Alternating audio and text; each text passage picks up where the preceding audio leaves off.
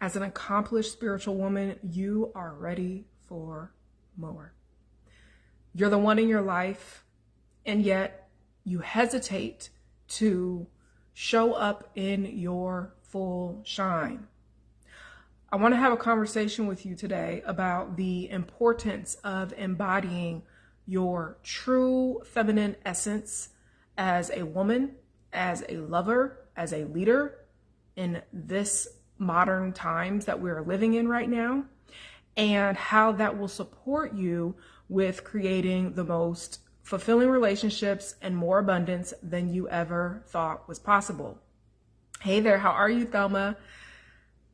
So for those of you who are new to me, hey there, powerful soul, welcome. I am Cassandra Austin McDonald, and I guide accomplished spiritual women to permanently remove self-sabotaging patterns so that you are creating the most fulfilling relationships and more abundance than you ever thought was possible.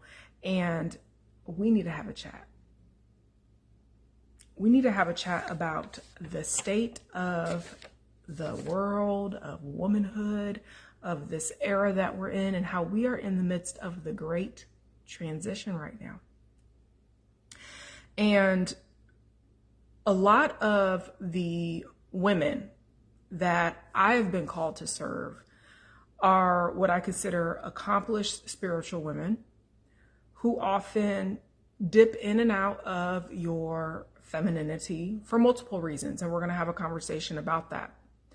And one of the start of this whole feminine empowerment movement, where women felt empowered to be independent, to be self-reliant, to be able to support ourselves, to be able to go out there and create our own types of successes, is in part the feminist movement. And we need to have a conversation about the impact the feminist movement has had on our femininity, because they're not synonymous. I'm going to say that again. The feminist movement and being embodied in your feminine essence are not synonymous. And we need to have this conversation so that when you are even thinking about feminine empowerment, that you're thinking about it from the correct lens so that you're actually not deactivating your own femininity. So we're going to go down history lane here for a moment about the feminist movement. And I'm going to tie it back into how that's impacted our modern day high achieving women currently, and what you get to do to ensure that you are actually in alignment with your own femininity, and how that's going to support you moving forward. So when we look at the feminist movement, it is a series of political campaigns that were used to address the inequalities that were happening between men and women. And there were multiple phases of the feminist movement. One of the phases was the dealing with the right to vote. Okay. Another phase was focusing on equality and anti-discrimination. And then another phase, it evolved into the 90s, where there was this awareness in the Black community that white women had this level of privilege, and it was starting to cultivate this new era of the feminist movement. And then there was another phase of the feminist movement with the digital era, with the internet, with technology, and the internet being used as a tool, which we see now, right? Like, I'm here now speaking with you through a digital medium so that I could share the message that I believe God has called me to share with those I have been called to serve. I'm using a digital platform to do that on. So when we look at the feminist movement and we understand, okay, well, there's multiple layers to this, where it started off one way and it's evolved. And of course, there's more nuances and complexities than that. But I want to give an overview of the conversation we're going into when we look at the historical context, because it's important to put context into this conversation so that we can understand how people have entangled femininity in the feminist movement and how we get to untangle that.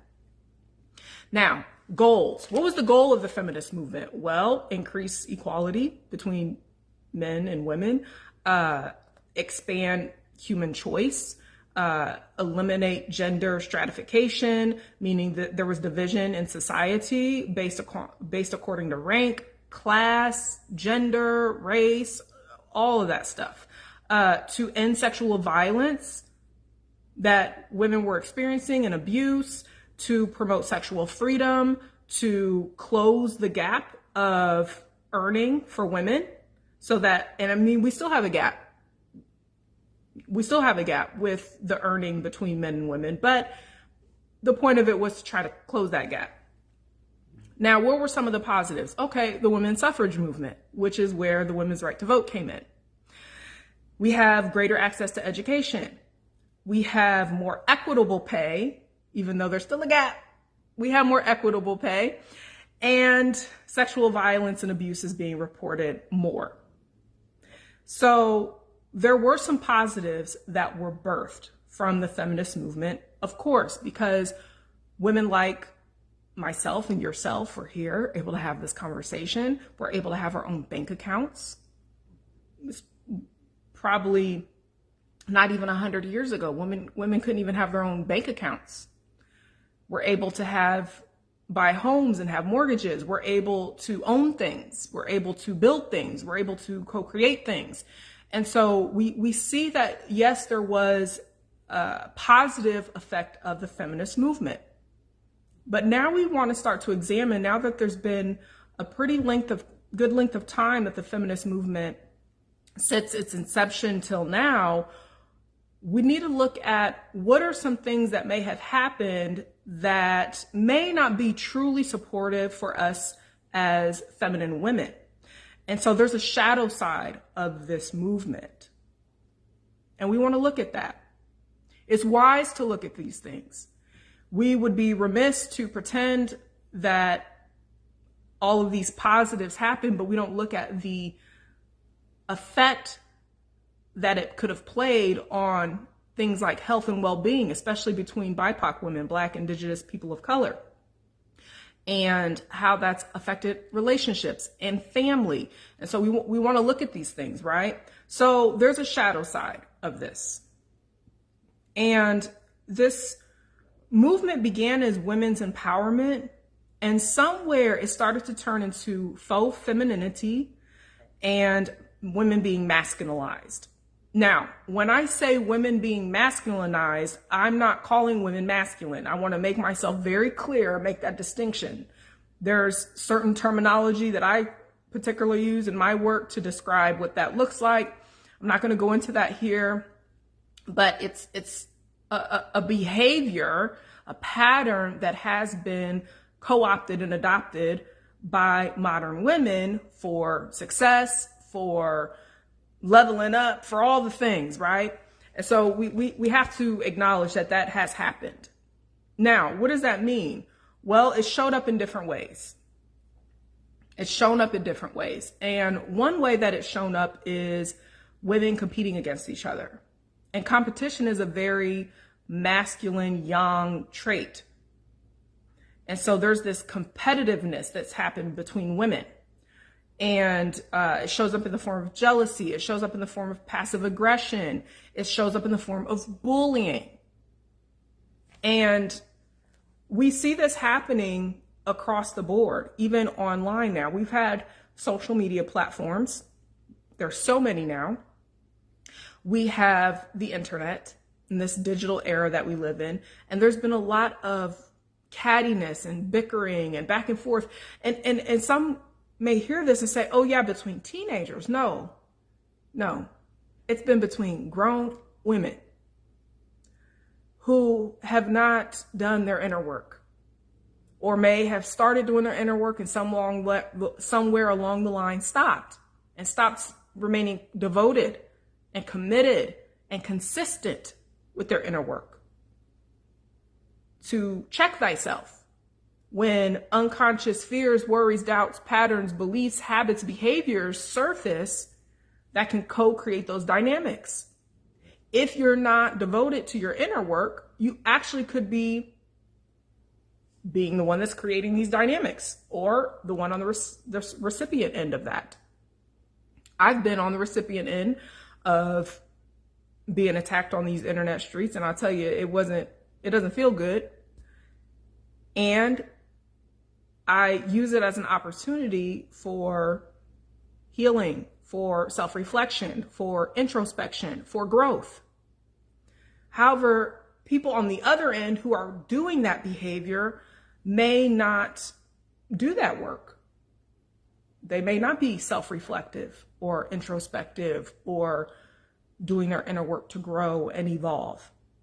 And so what's happening is that when certain types of women are showing up and being magnetic and powerful and beautiful and fabulous and using their voices or creating powerful impact or creating change in the world or doing something really great or creating some type of success or doing something that is against the norm, against the grain, maybe they're a trailblazer, and it may ruffle some feathers. It may trigger people. It may activate them and cause them to project their fears, their worries, their doubts, their insecurities on that person. I've experienced it. It's no bueno.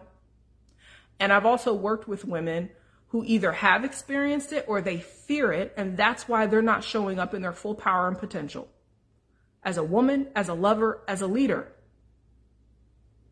And so they hide their shine, they dim their light, and you may be visibly showing up, but you're not fully showing up. You're not fully using your voice. You're not fully allowing yourself to be seen as all of you, because unconsciously you have this fear of what's happening on the other side of the screen, or what's happening on the other side of your interaction with someone, or on the other side of the interaction with your partner.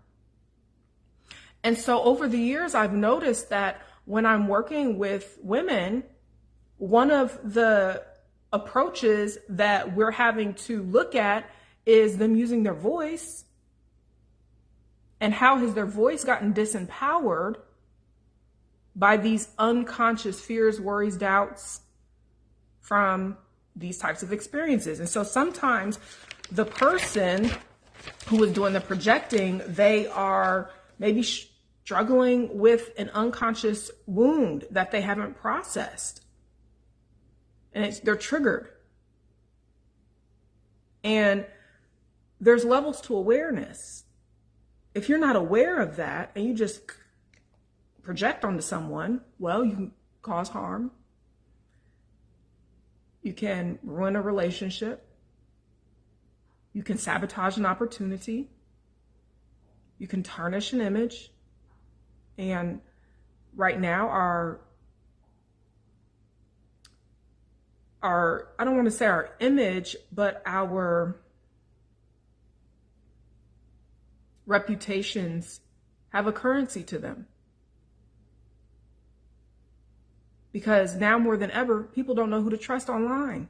Because you've had some people who were doing the most and saying that they could do X, Y, and Z, and they really couldn't, or whatever they were doing. And a lot of people struggle with trusting right now. Who to trust? I get it. I've been there. And this can cause you to not show up fully as yourself. This can cause you to not use your voice as powerfully as you could. This can cause you to hide, to shrink, to dim your light, to not speak the message that God has given you to share, to self-sacrifice, to not express your true, vulnerable, intimate needs to your partner and get your needs met, or to be heard. And sometimes you may not even be aware that this is happening until you're in an experience or an encounter that disrupts something, feels triggering, feels activating. And then it shines a light. Oh, I'm not showing up as all of me. Oh, I'm not doing what I feel inside. Oh, I'm not showing up fully in this relationship. Oh, I'm not showing up fully as a leader. They wake up a little bit. Although it's jarring initially to have certain experiences, it can wake you up. And I believe there's power in that when we know how to alchemize and use it wisely. And so that's one way of how it's shown up. Hey there, Tasha, how are you, my dear? Thank you for being here. Now, there's another one, and now this is going to tick some folks off, and I'm okay with that. But, you know, I'm a boy mom, and when I say boy mom, I know people on the internet said all types of weird stuff about that. For me, that means I have a son by birth, and I have a bonus son through my husband, and I have sons, okay? They're both adults now. But there is something that happened through the feminist movement with this man hate. And as a mother to sons, that concerns me. Because although we have experienced mistreatment, harm, abuse, oppression at the hands of disempowered men, wounded boys inside of men's bodies, at some point we have to realize that not all men are predators. There are men out there who are protectors and providers. And so something happened during the feminist movement with this man-hating thing. And it shows up in the form of women disrespecting men, both overtly and covertly. It shows up in women being burned out because women are now saying that they just prefer to be the man, or it's easier to be a man with the successes that you've created. It's just easier, but you're really burning out and feeling depleted, not feeling connected to yourself. It shows up in overfunctioning. Showing up for everyone, doing everything, and then leaving breadcrumbs for yourself. And so oftentimes when I notice that accomplished spiritual women are complaining about men and saying, oh, they give me breadcrumbs, and I have to ask them, are you giving yourself breadcrumbs?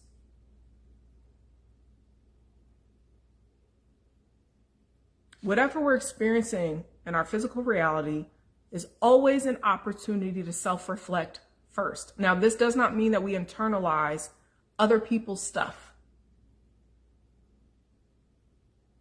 But we always want to make sure that we're holding ourselves accountable and being self-responsible for our part and whatever experiences that we're having.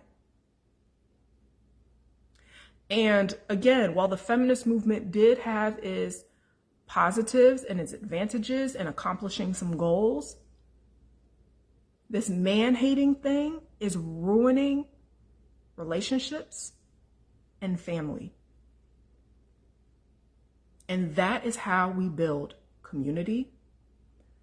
That is how we build cities. That is how we build states, countries, and a new planet. Everybody right now is all on their spiritual high talking about building a new earth. You know how we start building a new earth? By building new selves, then building with each other in relationship, and then in our family, and then in our communities, and then in the city we live in, and it ripples and it ripples and it ripples. And everybody's out here trying to change the world. And we forget about ourselves. Who are we being? Trying to change the world, sabotaging relationships, trying to change the world, families dysfunctional, trying to change the world, no community, trying to change the world, and you're not making an impact right where you live. Clicking these buttons on these apps, and people are wanting to be famous, and people are wanting to be well known, and people are wanting to do all these amazing things, which I love it. It's fantastic. I'm here sharing a message with you, but we have to make first things first. And God is a God of order. God is a God of order.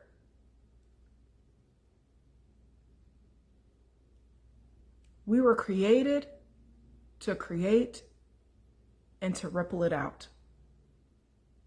And that could show up in multiple ways. It could show up through each other with family. It could show up in our God work. whatever your God-given calling is. I believe a lot of us, our God-given calling, our ministries in the marketplace. Our work is to be in commerce, in business, to do whatever God gave us to do, whatever it is, whether you got a product, a service, whatever it is. But before we go out here trying to change the world or trying to change the planet, I know you're a leader of leaders. I know you're a legacy builder. I know you're a trailblazer. I know you're a world changer. You cannot forget about yourself. And I believe that's something that the feminist movement has robbed from accomplished spiritual women in not reminding us that we are not men. We are still women. And as women, we have another way of being that nourishes us, that replenishes us, that revitalizes us, so that we are in a state of overflow. And from that state of overflow, we can pour into our relationships, our families, our communities, our God work, our businesses, and whatever it is we've been called and created to do. But I am an advocate for things not just looking good, but it actually being everything that we've ever wanted. And that's in alignment with what God has for us. And I believe that money with stress and toil is not abundance. Connections with stress and toil is not love, is not community. Fitness with stress and toil and burnout is not health and well-being. And so we need to make a U-turn, come back home to self, and remember why we are here, what we are doing, and are we truly in alignment so that we are experiencing everything we've ever wanted, so that we are co-creating heaven on earth in this lifetime. And in order to do that, it requires us to show up in our true feminine essence and power. Not in this way of let me hustle and force. And don't get me wrong, I love to work hard, but there's a difference between misaligned work and taking faith steps, aligned action. There's a difference. So when we're looking at these, and what happens with feeling disempowered from our feminine essence and how it shows up between women,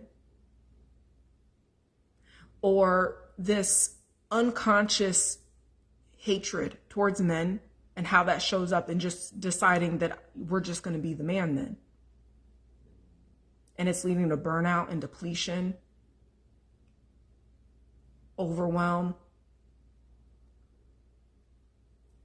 doing way too much, over-giving, under-receiving, overvaluing everyone and everything else, undervaluing self.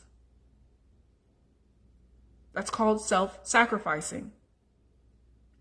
And when you are in a state of doing that, what happens is you put your nervous system in a state of not feeling safe. And although it may feel safe to show up in this way, because maybe you've been showing up this way your entire life, you are independent. You have always been the one in your life. You're probably a firstborn daughter. And so you have always been the one who has done your own thing, marched to the beat of your own drum, lived according to the visions and imaginations inside of you, always followed your heart desires and created your dreams to make your wildest dreams come true. But when you sit down and you think about it, you've had these moments of disconnection with yourself from your feminine essence, times where you're feeling, I still feel like I'm doing too much. And the pattern that you may not have realized you've created in that is some safety in that. And so I have been known to say that you don't have to be struggling to go into survival mode. And I have a 3-day masterclass coming up that I'm going to share with you here soon, where I want to go deeper into this conversation, because a lot of accomplished spiritual women, modern day high achieving women, are in survival mode and not even aware of it. And I can tell because when I'm interacting with one, either across the screen in my work or in an interaction in person, I can feel it in my body. I can feel the dysregulation. I can feel the stress. It's part of my gift. And so I know that you've normalized this for yourself, that you found safety in that. And we have to address that, because if not, then you're going to continue to sacrifice intimacy in your relationships, impact as a leader, abundance, fulfillment, well-being, and all of that encompasses your personal freedom. And why I believe the feminist movement had an undertone of freedom for us in it, if we forget the main thing being the main thing, that we're women, we also sacrifice our freedom. We also sacrifice our freedom in that. And so true femininity, it is connected to your heart and your body. Connected to your heart and your body. Not living up in here, but in your heart and your body. It embodies the fruits of Holy Spirit. Okay? You got to put first things first. She accepts the things that she cannot change. She has the courage to change the things that she can. And she has the wisdom to know the difference. That good old serenity prayer that I love so much. I used to work with offenders in the criminal justice field for over a decade, and the serenity prayer was always very valuable for my clients. And it's something that I've continued to use in my life, because there's some things that we cannot change, and we just have to accept that. And there's some things that we can, and we have to have the courage to do that. And we also need the wisdom from God to know the difference. And that's why the sacred text says to lean not on our own understanding, but in all of our ways to acknowledge God, and He will direct our paths. And when you're living in here too much and you're not connected to your body, there's no way you're hearing from God. No way. So I've had a journey of walking with accomplished spiritual women for quite some time now, and there are patterns that I've noticed. I've walked with women in their relationships and in their feminine leadership. And these patterns have shown me that there's still this fight for modern day high achieving women to show up in ways that are self-sacrificing, that are depleting, that are disconnecting you from your feminine essence. And when you live that way, you don't get to experience what's on the other side. And so as a result of working with me, women have been able to attract a partner. And I have a friend and somebody who's been through one of my well-known feminine embodiment programs. It's going to be well-known. I'm already saying it's well-known because it's the best feminine embodiment program on the planet, okay? Every woman in the world needs to go through this. And it's called Return to Her. I've had this program since 2017. I've been mastering it and refining it since 2017. And for those who come inside of the 3-day masterclass, I'm going to share soon. I'm going to talk more about it. She's gone through this program not once, but twice, worked with me one-on-one. She met her beloved last year and she's about to get married. I have worked with women who are on the brink of divorce, ready to throw in the towel, and reconnected with their feminine essence and repaired their marriages, rekindled the love, having the best sex ever. I've worked with women who were feeling something inside of them that needed to come out as feminine leaders. They couldn't put their finger on it. They couldn't see it, but they felt it. It's like wearing this energetic baggy t-shirt that's way too big for you. And I supported them to take it off so they can be all of them. And then they go and they rebrand their businesses and their personal brands and skyrocket to the next level of success, creating more impact and more visibility. Because there's something that comes out when you're in your feminine essence, and it's called magnetism. And you can't put on no red lip and a cute outfit and have your hair looking like so to create it. It comes from in here.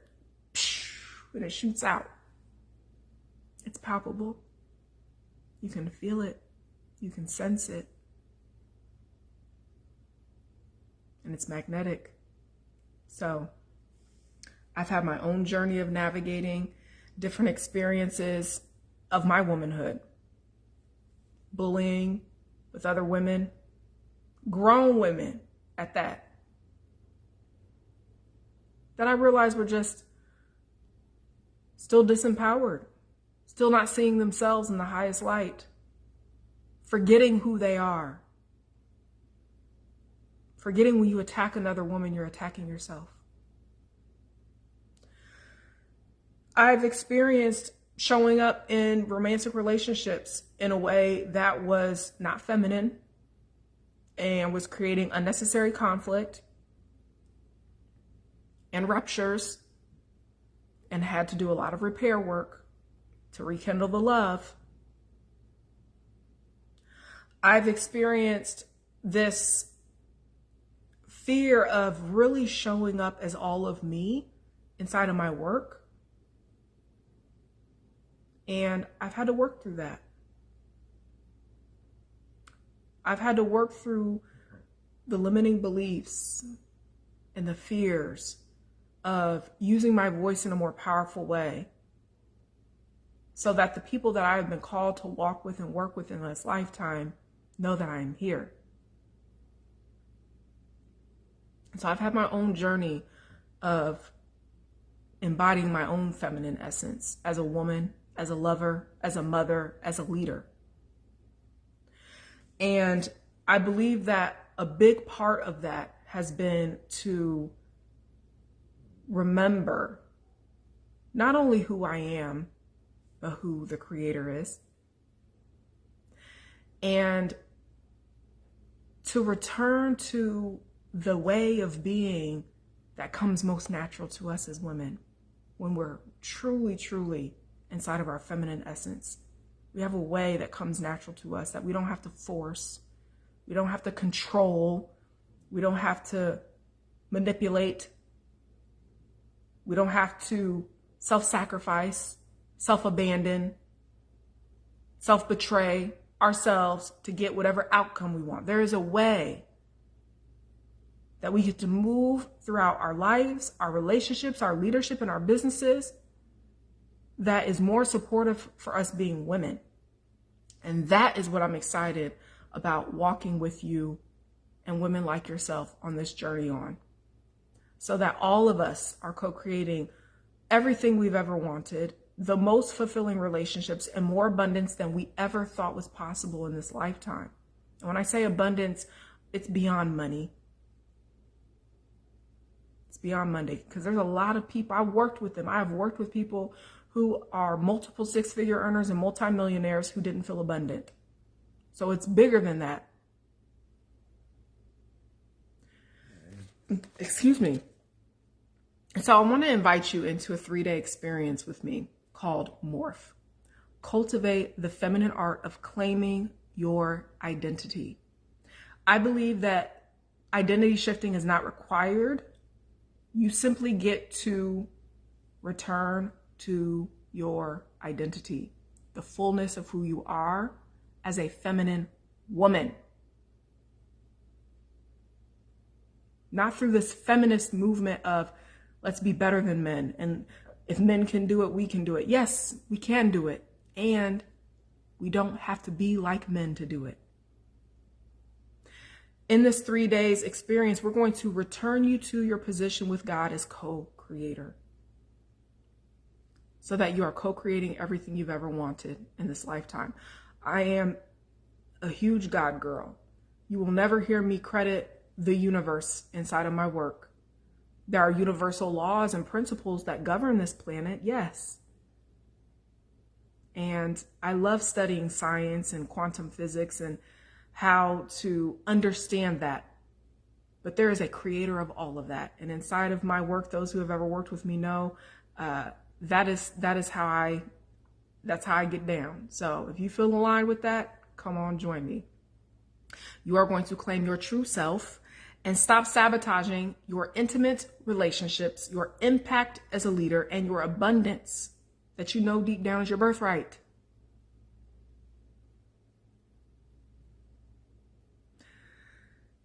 We are going to alchemize the emotional triggers that are causing you to have this imbalanced relationship with power, so that you rise to your next level of personal freedom and successes in an aligned way. And we're going to get you out of your head, back into your heart and your body, using mind, body, somatic practices, so that you are open to all the possibilities that are available to you in life, love, and leadership. So I'm excited about this because it's going to be 3 days, July 8th through the 10th. And I have created 2 different doors for you to choose which way you would like to come and experience this beautiful work with me. And door 1 is you come inside and you get access to all 3 days of the live teachings and experience inside of a community with like-minded women. And I love the women that I attract into my world. Leader of leaders, world changers, accomplished, doing big things, and also wanting to remember I'm a woman too. Or you could come into door 2. Door 2, you get all of door 1, and you get bonus Q&A calls after each live teaching with me. And you get an exclusive VIP Telegram, which is a free app for text voice messaging support with me for those 3 days. So one is like a general admission, and the next one is the VIP. And if you are one of my VIP ladies, then you may feel compelled to come inside of door 2, and we can spend some intimate time getting to know each other, and I can support you really deeply during those 3 days so that you are claiming your identity in this season. Like I said at the beginning of this conversation, we're in the midst of a great transition. Last year, I prophetically shared that real leaders are rising. The year before that, I prophetically shared that it was shifting season. And now we're in the great transition. And now is the time. Mark my word. Now is the time to step in to the fullness of who you are, to feel fully you, and to be all of you in every room you enter and every encounter you have. Now is the time. So if you want to come and join me inside of Morph, I love Morph because it represents the transformational process. You know, when we think about the caterpillar eventually evolving into a butterfly. And I'm not saying you're a caterpillar. I believe you're already a butterfly. But I believe there's another evolution to your wings, to the height that you can fly, to your beauty, to all that's available for you. And I want to invite you to come and spend 3 days with me to experience that. So private message me on whatever platform you're finding this on. If you are finding this on a platform where that is not available, I will provide a link so that you can get yourself registered. If you have questions, reach out to me. I'll be more than happy to support you with your decision-making process. And if you know someone who you know is an accomplished spiritual woman, modern-day high-achieving woman who would really find value in this and would love to be a part of something like this, please invite them and bring someone with you. Have them register and you guys come together and treat this as if it was an in-person event and you're bringing your girlfriend and y'all are coming together. So thank you for being here. I look forward to seeing you July 8th. It is going to be a splendid time and we are going to have some powerful experiences together. Chat soon. Take care now.